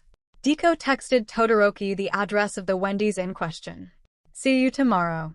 𝗧𝗪 waved at Todoroki. Yes. With that, 𝗧𝗪 and Todoroki parted ways. What a fascinating woman, thought Todoroki. I haven't known her for that long, but I'm already in love with her. It was another day at the 𝗧𝗪 agency, except 𝗧𝗪 had a little extra spring in her step. Having gone out with a guy who she thought was extremely handsome, not to mention actually pretty nice despite being a Satanist, she had that much more hope for the future. Then again, the fact that she and the rest of her agency were working to bring down corrupt heroes was helping as well. Naturally, she couldn't help but smile when Todoroki came in. Hey Todoroki, how's it going? Not too bad. And you? I'm doing quite well, thank you. Also, thanks again for going out with me yesterday. That was one of the happiest moments of my life. 𝗧𝗪 smiled. Oh, you're welcome. I was really happy too. For today's assignment, the Hero Enforcement Regiment was taking on a hero known as 𝗵𝗲, aka Lemon Juice, whose quirk allowed him to shoot lemon juice from his hands. His special crime was attempting to kidnap a Ukrainian ambassador. Naturally, 𝗧𝗪 and her team's efforts didn't go unnoticed by the media. 𝗧𝗪, what inspired you to take on corrupt heroes? Asked a reporter for ABC7 New York. Well, I'd heard one too many stories of heroes using their powers to take advantage of innocent people, and I used to think those stories were just rumors until I was attacked by a hero, so I decided that I wasn't just going to step aside and let these abuses continue. Some people are saying that what you're doing is illegal, said a reporter for the New York Post. What do you have to say in your defense? Can what my agency is doing really be any more illegal than what corrupt heroes are doing? But aren't you concerned that the authorities will come after you and your sidekicks? Asked a reporter for Fox News. Let them come. I know deep in my heart that what I'm doing is the right thing and that the authorities will endorse my efforts. After the media frenzy she went through that day, 𝗧𝗪 headed to the Wendy's in question, located on 5805 Broadway. Shortly after she got there, Todoroki arrived. Good to see you again, Todoroki. The pleasure is likewise, Midoriya. 𝗧𝗪 and Todoroki headed up to the counter. Hi, what can I get for ya? Asked the guy at the counter, a tall Hispanic guy. I'll have a $5 biggie bag with a chicken BLT and a medium drink, please, said 𝗧𝗪. The cashier punched in 𝗧𝗪's order. Will there be anything else? I'll have a Baconator with fries and a large vanilla frosty, please, said Todoroki. So I have a $5 biggie bag with a chicken BLT, a medium drink, a Baconator with fries, and a large vanilla frosty. Is that it? That's it, said 𝗧𝗪 and Todoroki. 𝗧𝗪 reached into her purse to get her wallet, but Todoroki was quicker to pay, after which the cashier gave 𝗧𝗪 her drink cup. She then headed to the drink machine, but not without speaking up to Todoroki. You know, you're not legally required to pay for both of us every time. Logically, no, but I like you and I wanted to do a kindness for you. That's really sweet of you, but I should be the one paying for us. Well, if you're that insistent, then I'll let you pay for us on our next outing together. By now, their food was ready, so Todoroki grabbed the tray and headed to a table in the corner with Deku. So, Todoroki, what are some of your hobbies? I enjoy listening to music, lifting weights, collecting firearms, and playing video games. Todoroki took a bite of his Baconator. You like video games too? Awesome sauce. What kinds of video games are you into? Deku took a bite of her chicken BLT. I like a lot of different games, but one of my favorites is Doom. Deku nearly choked on her sandwich. You love Doom? Oh my gosh, that's one of my favorites. Really? How interesting. Do you create your own WEDs for it? Of course. Todoroki smiled. Nice. It's good to know we have a few things in common already. Deku averted her gaze while smiling. It is. Todoroki's look turned serious. Is something wrong, Midoriya? Wha? Deku refocused on Todoroki. Oh no.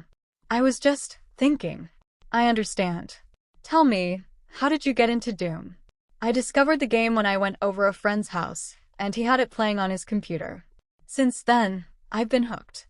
That sort of reminds me of my story. My older brother Natsuo was playing it on his PlayStation when I walked in on him, and I too have been a fan since. Deku smiled. Nice to know we have something in common. Indeed.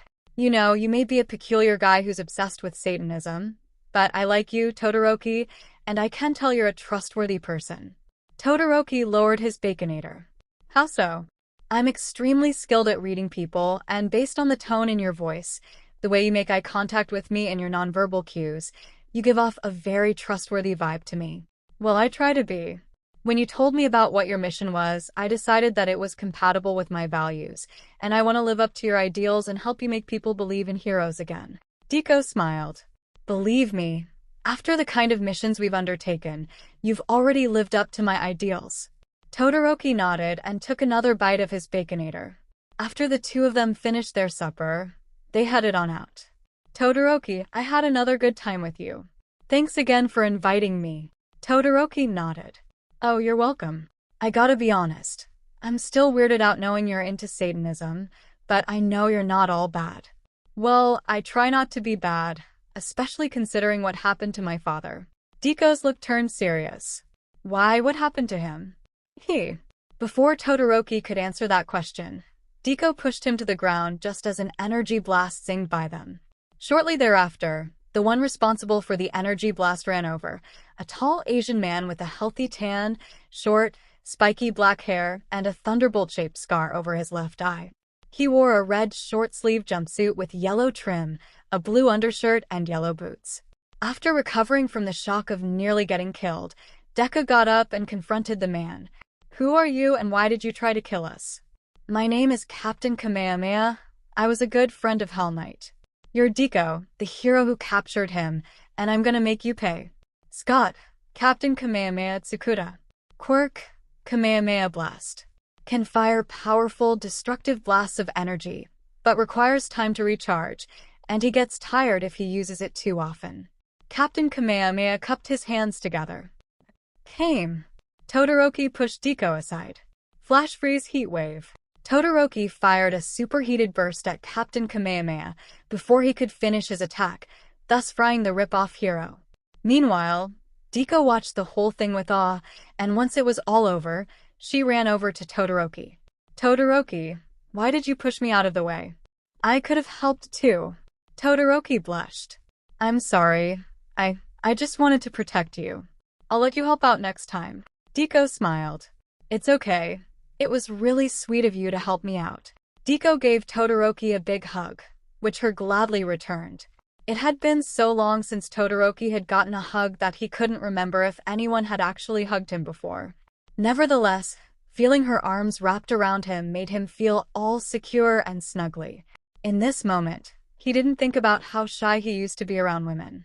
Rather, he thought about how grateful he was that this particular woman had given him a chance to go out with her, and that she saw the good within him. One of his favorite things about hugging her, though, was the fact that she was the softest, warmest, most cuddly woman he'd ever held. It helped to relax his blood pressure like nothing else could. 𝗃𝗀 enjoyed hugging Todoroki as well. After the horror of what she'd been through with Captain Famous, it was so refreshing for her to be able to hold somebody that she could trust. Granted, she'd only known this bicolor hero for a short time, but already, he'd proven himself in her eyes. She too felt safe being in his strong, manly arms, resting her head against his shoulder. Even if he was weird, none of that crossed her mind. Besides, he was right. Nobody was truly normal. On the other hand, to her, it was his particular brand of abnormality that she found attractive, and she wanted to be with him for as long as possible. Eventually, she let go, but not without a smile on her face. "Come on, let's get out of here," said 𝗃𝗀. "But first..." "Yes. How would you like to go to infinity with me tomorrow night?" Todoroki scratched his temple. "What's infinity?" "It's this big disco located on Broadway." Todoroki shook his head slightly and averted his gaze. "I don't know. I'm not very much into disco music." Deku smiled and put a hand on Todoroki's shoulder. "Then let me sweeten the deal. I'll do whatever you want with me if you go there with me. May I spend the night at your place?" "Of course." "Then I'll go.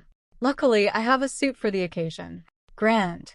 See you tomorrow night at 8 o'clock. "Right." 𝗃𝗀 and Todoroki parted ways.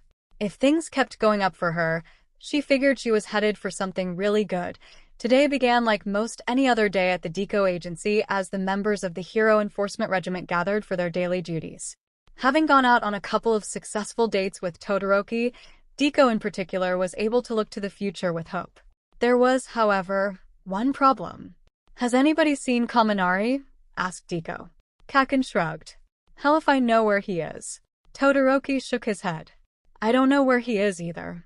"Neither do I, and he was supposed to meet me for breakfast this morning," said Kirishima.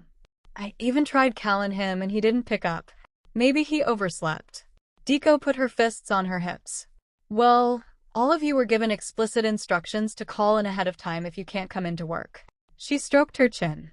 "Still, maybe something happened to him. Regardless, let's get on with the briefing." Comstat. Just then, 𝗃𝗀 was interrupted by John Williams' Superman theme, so she answered her phone. "Hello." "Hello, 𝗃𝗀, or should I say Izuko Midoriya? Who's this?" "You don't know me, but I know you.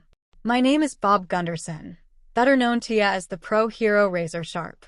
I used to work for Captain Famous, and I know what you did to him, but see, that's only part of the reason I'm calling. We have your boy 𝗂𝐭𝐼𝐴, and unless you're prepared to do what we want, we'll kill him." "Don't listen to him, Midoriya," cried 𝗂𝐭𝐼𝐴. "He's bluffing." "Shut up." No, we ain't bluffin'.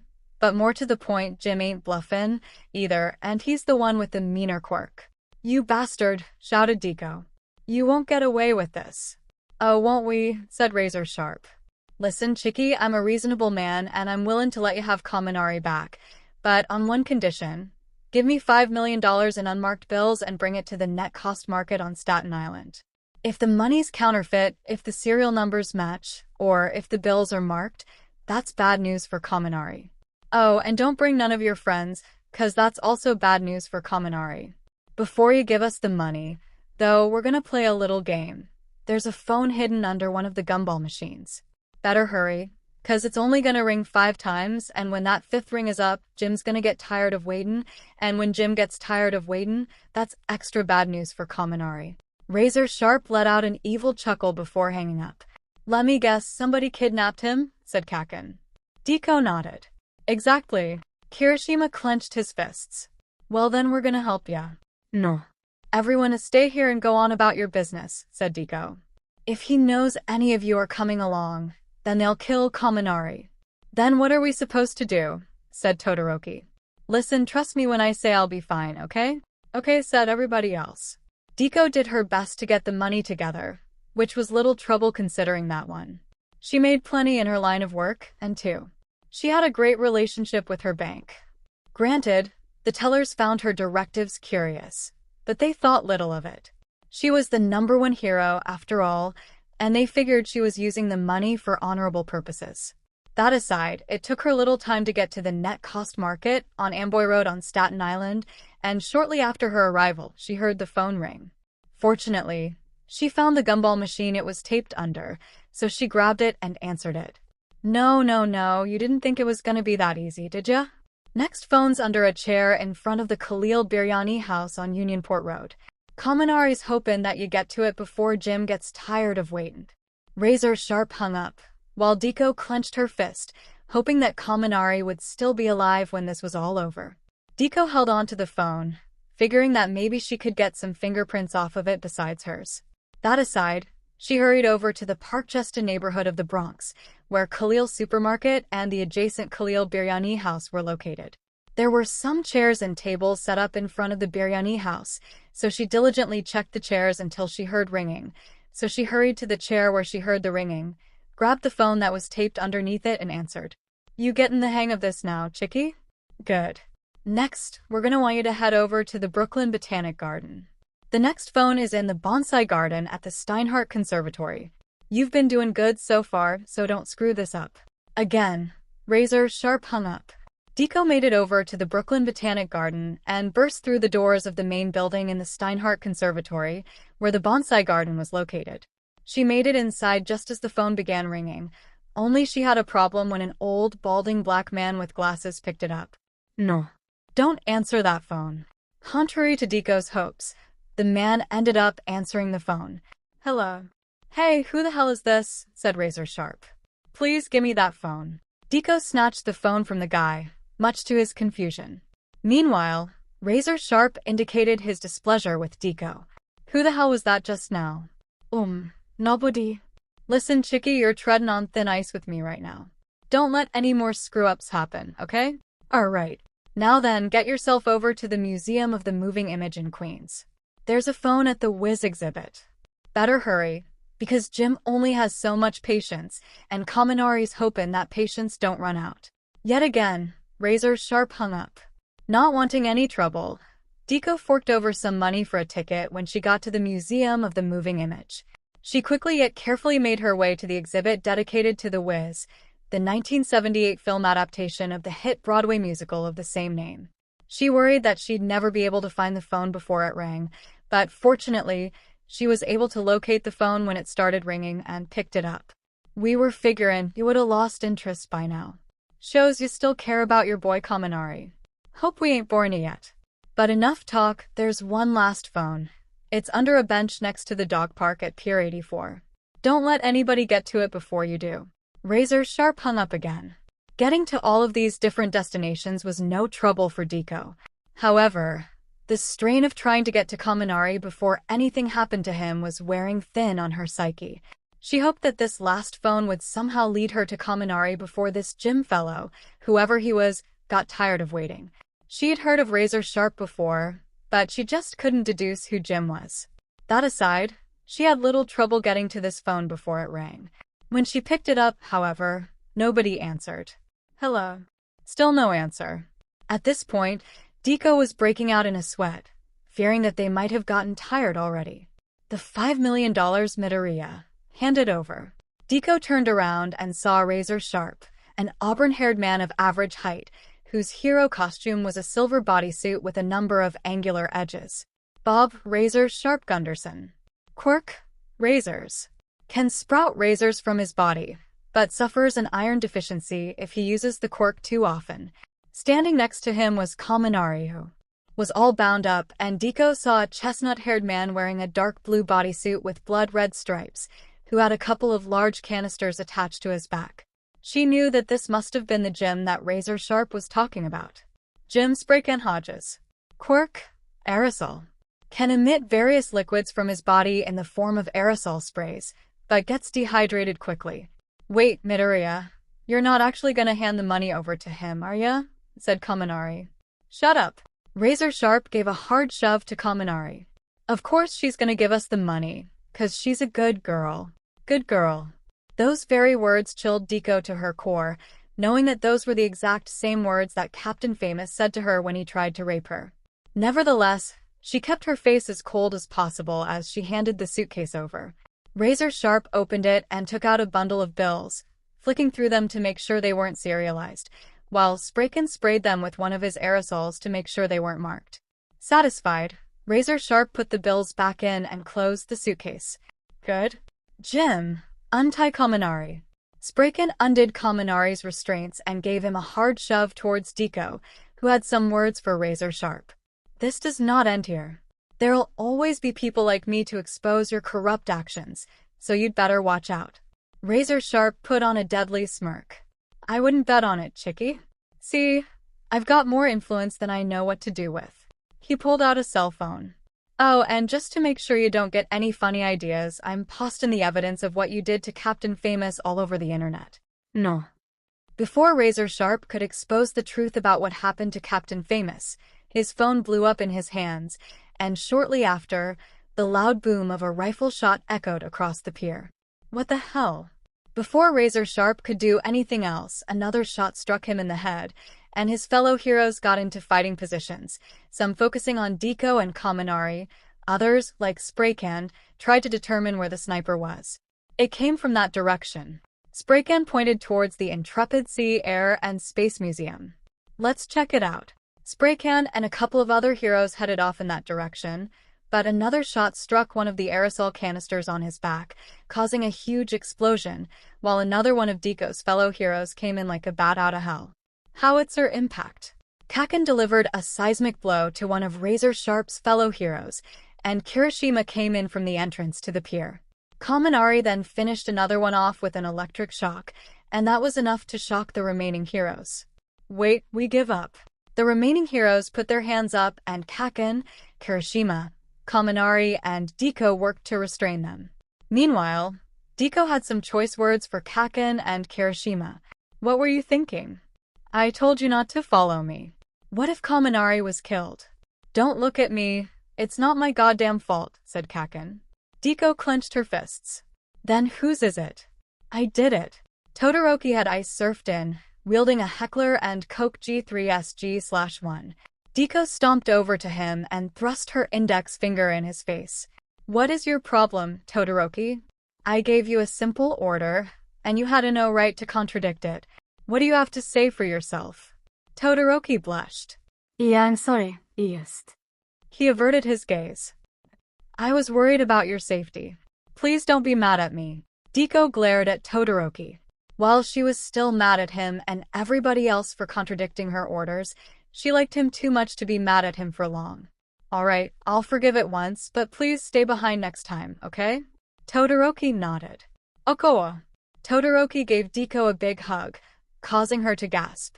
Nevertheless, she returned the hug, causing Kirishima and 𝗵𝗲 to let out a collective, "Oh, you know what? I'm so happy to be alive that I'm gonna hug her too," said 𝗵𝗲. Hey, let me join in too, said Kirishima. Deku blushed. Guys! Kirishima and 𝗵𝗲 joined in on the group hug. Though flustered by all the attention, Deku smiled, knowing that she had a group of fellow heroes that she could count on. Oh, what the heck, said Deku. About the only one not hugging her was 𝐭𝐴𝐶, who stood aside with his arms crossed. Deku even took notice of this. What's wrong, 𝐭𝐴𝐶? Don't you want to hug your old friend Deku? Why the crap would I want to hug ya? You're just an overrated piece of broccoli. Deku giggled. Okay, you definitely need a hug. 𝐭𝐴𝐶 waved his arms around. No, wait a minute. Before 𝐭𝐴𝐶 could get away, Deku gave him a big hug, causing him to blush. Kirishima and 𝗵𝗲 giggled when they saw this. Even Todoroki couldn't help but smile. I hate this, said 𝐭𝐴𝐶. Even if 𝐭𝐴𝐶 was unhappy about his rival giving him a big hug, he had to admit, he too was grateful that 𝗵𝗲 was alive. After work, Deku headed back to her apartment, where she got ready for her date with Todoroki by freshening up her makeup and hair. As for her outfit, she put on a white Halston dress and matching high-heel shoes. She left her apartment and headed out to the parking lot, only to see Todoroki's Oldsmobile parked next to her Caprice. Todoroki himself was wearing a white suit with a light blue button-down shirt, red tie, and black leather dress shoes. Deku beamed with happiness when she saw him. Todoroki, you look so handsome. Todoroki smiled. Speak for yourself. You look stunning, Midoriya. Deku giggled. Are we going to head out or what?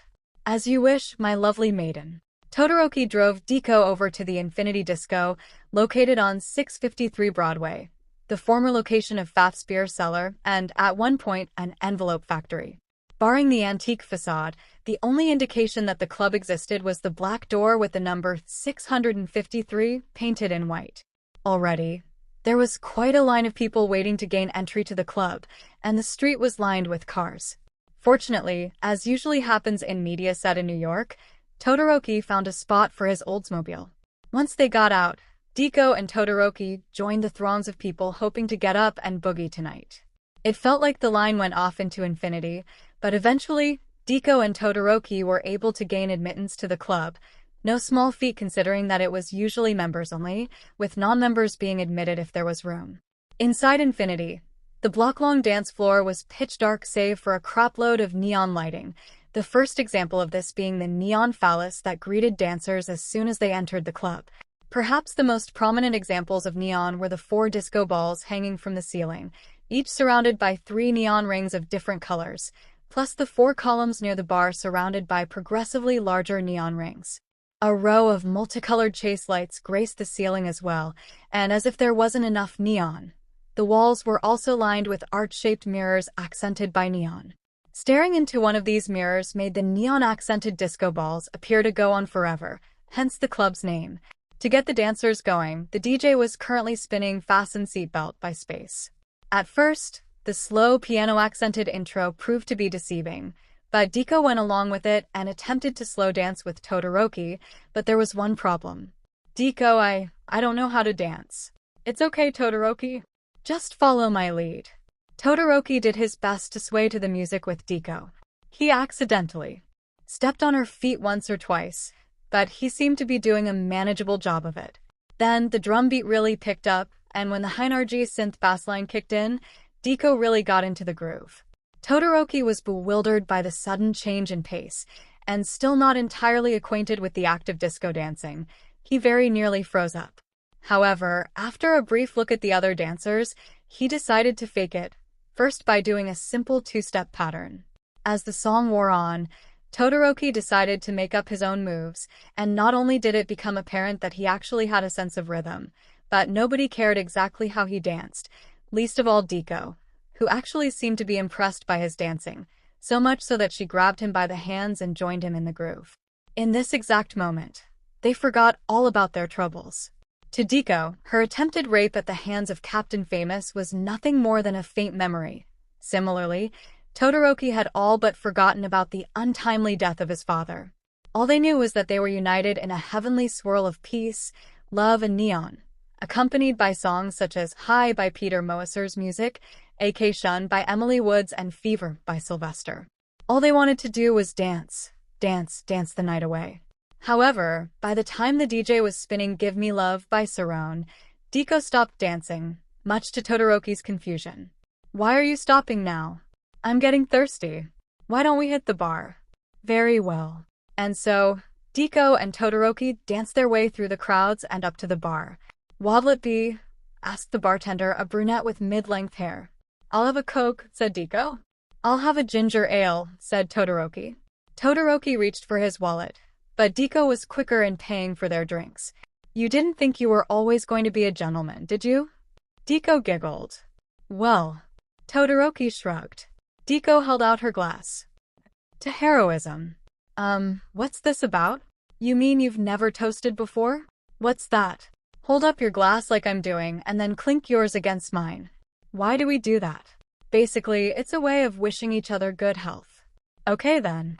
Todoroki held his glass out as 𝗂𝐿 had instructed him, and they toasted, after which they indulged in the sugary, effervescent goodness of their sodas. Both of them made eye contact with each other as they quenched their thirsts, getting enjoyment out of seeing the disco lighting reflecting in each other's eyes. It was an otherworldly experience for both of them. After they finished their drinks, 𝗂𝐿 and Todoroki got back on the dance floor, by which time the DJ was spinning Dancing in a Disco by 𝐒𝐿. At this point, Todoroki was feeling much better about himself, not only as a dancer, but as a person in general. After 𝗂𝐿 and Todoroki danced to The Real Thing by Daddy Dewdrop, they left Infinity.